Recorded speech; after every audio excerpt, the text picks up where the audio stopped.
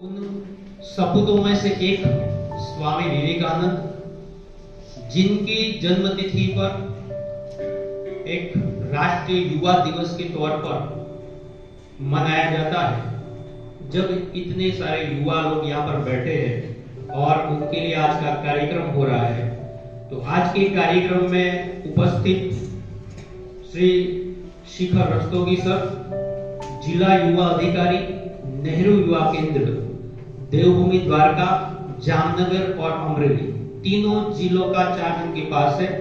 तो सबसे पहले मैं उनका कॉलेज परिवार की ओर से हार्दिक स्वागत करता हूं और अभिनंदन करता हूं सर कि आप यहाँ पर पधारे। 3 जिलों का चार्ज होने के बावजूद उन्होंने इस कार्यक्रम के लिए हमारे कॉलेज को चुना है, इसीलिए मैं उनका धन्यवाद ज्ञापित करता हूं। साथ ही उनके साथ पधारे हुए उनके वॉलंटियर्स, यहाँ कॉमर्स कॉलेज से पधारे हुए अध्यापक और मेरे सभी अध्यापक साथी मित्र और निर्णायकों में से जो वर्षावन है वो हमारे पूर्व छात्र है। उनको यहाँ पर इसलिए बुलाया है कि आपको भी पता चले कि एक समय आप यहाँ पर बैठ के जिसको सुन रहे थे वो आज निर्णायक के तौर पर भी यहाँ मौजूद है। और गवर्नमेंट कॉलेज जो गिलानी हाई स्कूल है वहां पर वो टीचर है गवर्नमेंट स्कूल में, तो उनका भी यहाँ पर हार्दिक स्वागत करता हूं।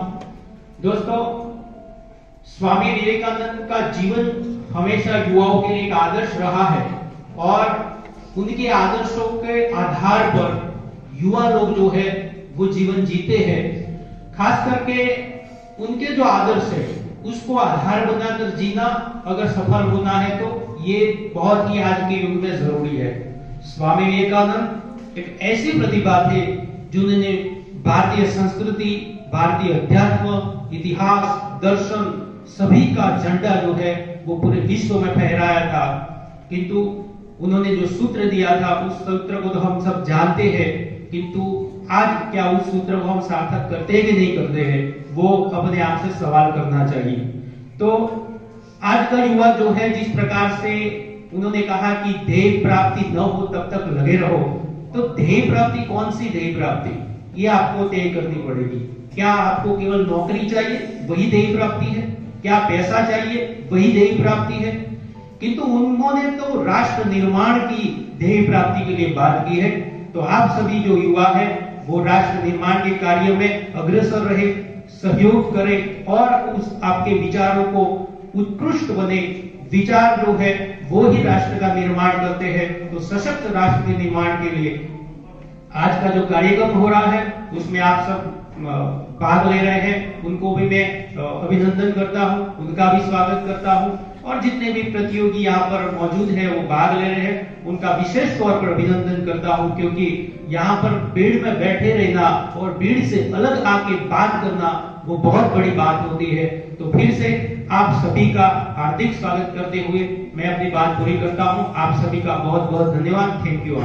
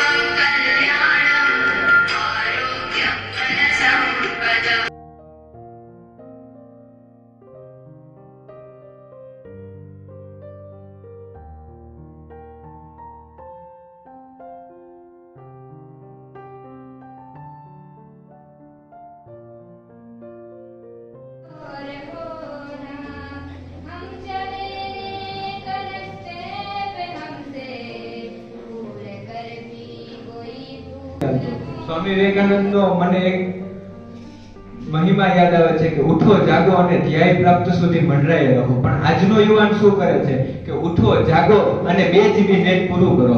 બસ એક જ કામ રહી ગયું છે, કેમ કે જ્યારથી જીવ આવી ગયો છે ને ત્યારથી એક જ કામ છે. શું? તો કે ઉઠો જાગો અને 2 GB નેટ પૂરું કરો. અને બસ એ જ કામ રહી ગયું છે. અને આજનો આપણે સ્વામી વિવેકાનંદના ઉદ્દેશ્યો ઉપર તો ચાલવાની તો વાત અલગ છે, પરંતુ આપણે કશું જ કામના નથી રહ્યા. એનું કારણ છે કે બસ નેટ જ પૂરું કરવું છે. યુવાનોનો ફાળો સમજાવીશ. દેશને વીરોની જરૂર છે, સત્યનો હંમેશા જય થાય છે. પર્વતોની જેમ અડગ રહો. રાષ્ટ્રની નાડીઓમાં નવો વિદ્યુત પ્રવાહની જરૂર છે અને અપાર મહેનત, અપાર જુસ્સો અને અપાર ખંત દ્વારા અને અપાર ધીરજની આ યુવાનોને જરૂર છે. જૂના ધર્મો કહેતા હતા કે જેને ઈશ્વરમાં શ્રદ્ધા નથી એ નાસ્તિક છે, પરંતુ નવો ધર્મ કહે છે કે જેને પોતાનામાં શ્રદ્ધા નથી ને એ નાસ્તિક છે. સ્વામી વિવેકાનંદ જ્યારે એક સભામાં ગયા હતા ત્યારે જે ટેબલ ઉપર બધા ધર્મગ્રંથો પડ્યા હતા એમાં સૌથી નીચે શ્રીમદ ભગવદ ગીતા પડેલી હતી. ત્યારે એના મુખ ઉપર એક હળવું સ્મિત આવ્યું અને પછી જ્યારે તેને સભામાં બોલવાનો મોકો મળ્યો ત્યારે એનું પહેલું જ વાક્ય હતું કે શ્રીમદ ભગવદ ગીતા છે ને એ તો આપણી નીંવ છે, એ તો આપણો પાયો છે કે જેની ઉપર આપણું મકાન ચણેલું છે. આવા જ આ શ્રીમદ ભગવદ ગીતાની રચના શ્રી કૃષ્ણ અને શ્રી કૃષ્ણનો શિષ્ય અર્જુન અને અર્જુનનો પુત્ર અભિમન્યુ જો 16 વર્ષની નાની ઉંમરમાં ચક્રવ્યૂહ સાધીને દુશ્મનોને હણી નાખતો હોય તો આપણે તો ગમે એ કરી શકીએ. આપણે તો યુવાનો છીએ. અને જ્યારે અભિમન્યુને છેલ્લો ઘા તલવારનો કર્ણ દ્વારા મારવામાં આવ્યો ને ત્યારે કર્ણએ કીધું કે જ્યારે આખા વિશ્વમાં શ્રેષ્ઠ યોદ્ધાને કોઈ યાદ કરશે ને તો એ કોઈ મને કે અર્જુનને યાદ નહીં કરે, કારણ કે તે પુત્ર એ અમારી પાસેથી છીનવી લીધો છે. તો આવા યુવાનો બનો અને આવો જ નહીં હજી એક વીર યોદ્ધા આપણા વિદ્યાસાગરમાં દાખલ થયા હતા અને તેઓને અનેક સમાજશાસ્ત્ર તત્વજ્ઞાનમાં રસ હતો અને તે ઉપરાંત ભગવદ ગીતા મહાભારતમાં તેઓએ રસ દાખવ્યો હતો. અને સ્વામી વિવેકાનંદના ઘણા બધા ઉદ્દેશો છે. તેઓએ સ્વામી વિવેકાનંદે કહ્યું હતું કે જીવનમાં કદી હતાશ થવું ન જોઈએ. સ્વામી વિવેકાનંદ જ્યારે હિમાલયની પાવન ભૂમિ ઉપર ચાલી રહ્યા હતા ત્યારે તેઓ તે ભૂમિ ઉબડ ખાબડ હતી, ત્યારે તેમાં ચાલીને જવું ખૂબ જ મુશ્કેલ હતું. તો સ્વામી વિવેકાનંદને ત્યારે વૃદ્ધ પુરુષ જોવા મળ્યા હતા. ત્યારે તેઓ સ્વામી વિવેકાનંદને જોઈને अंतर्गत जो कार्यक्रम आयोजित हुआ है इसमें राष्ट्रीय युवाओं के लिए आदर्श माने जाने वाले स्वामी विवेकानंद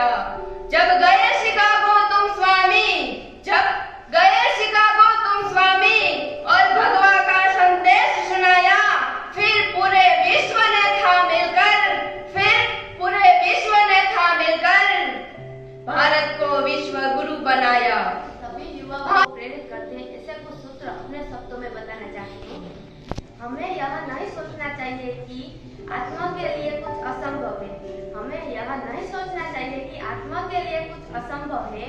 यह सोचना सबसे बड़ा विधर्म है। यह सोचना सबसे बड़ा विधर्म है। अगर कोई पाप है तो यह सोचना कि तुम निर्बल हो या कोई अन्य निर्बल है।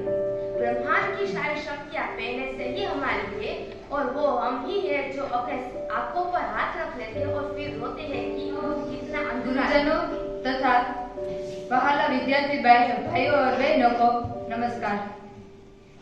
मेरा आज का अभिव्यक्ति का विषय है राष्ट्र निर्माण में युवाओं का योगदान। के संदर्भ में बात करेंगे तो हम सबका यह जानना आवश्यक है कि युवा होने का मतलब क्या है। युवा होने का मतलब यह नहीं है कि हम छोटे या बड़े हैं, लेकिन युवा होने का मतलब यह है कि हम में वो जोश, वो उमंग और वो कुछ कर गुजरने की बात हो। हर युवा पीढ़ी इस देश का आधार है।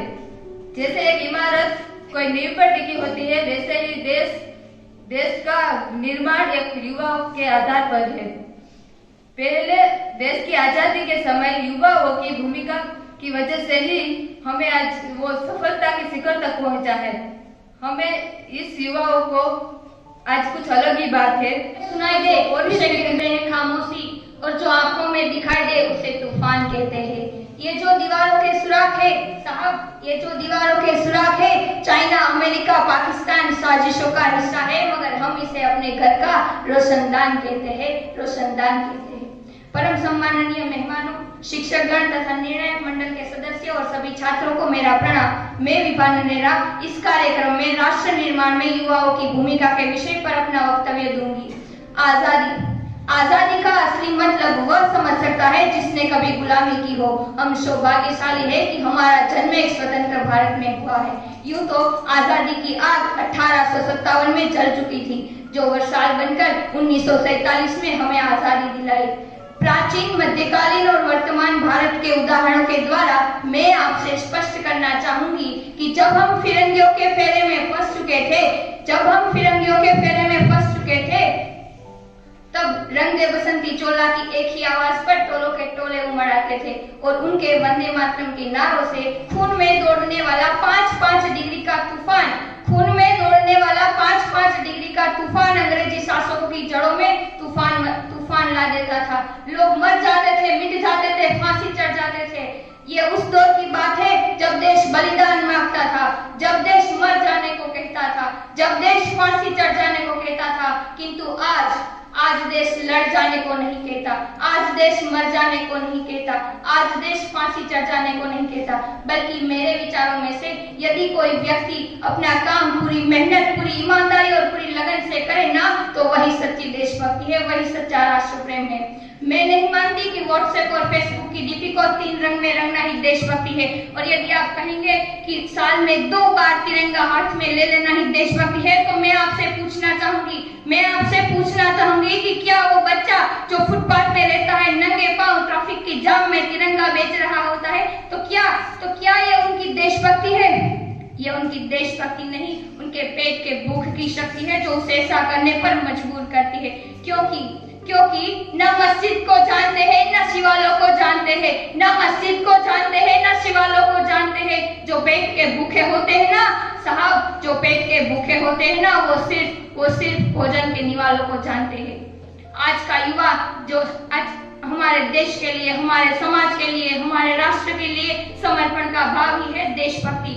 हर एक देशद्रोही के जीवन में आने वाला तूफान है हमारी सच्ची देशभक्ति, ताकि हर एक देशद्रोही ये समझ सके कि अगर तू परिंदा है तो ये आसमान तेरा है, अगर तू परिंदा है तो ये आसमान तेरा है, अगर तू दरिंदा है तो ये शमशान तेरा है। भाईचारे से रहना है तो रह इस जमीन पर, वरना ये कब्र भी तेरी है और ये कब्रिस्तान भी तेरा है, ये कब्रिस्तान भी तेरा है। लेकिन एक देशद्रोही से ज्यादा आहत तब होती है जब एक बेटा अपने बूढ़े माँ बाप को वृद्धाश्रम की चौखट पर छोड़ आता है। करा उठती है वो देशभक्ति जब मुसीबत में फंसे लोगों की जान बचाने के लिए हम सेल्फी लेकर अपनी लाइक बढ़ाने में लगे रहते हैं। लोग आज के युवा जिसके ऊपर जिम्मेदारी है अपने समाज की, अपने देश की, वो युवा आज 4x4 की छोटी सी स्क्रीन पर अपनी कोमल उंगलियों के घर्षण मात्र से अपनी भावनाओं की इमोजी बेच रहा है। हमारे युवा को जागृति की जरूरत है। માટે મારી પોતાની સ્વરચિત એક કવિતા રજૂ કરું છું જેમને પ્રોત્સાહન મળે। ઈશ્વરના દરબારમાંથી ઇન્સાનની દુનિયામાં આવી છું। ઈશ્વરના દરબારમાંથી ઇન્સાનની દુનિયામાં આવી છું। હું મારી બે નયનમાં સાત સમંદર લઈને આવી છું। હું મારી બે નયનમાં સાત સમંદર લઈને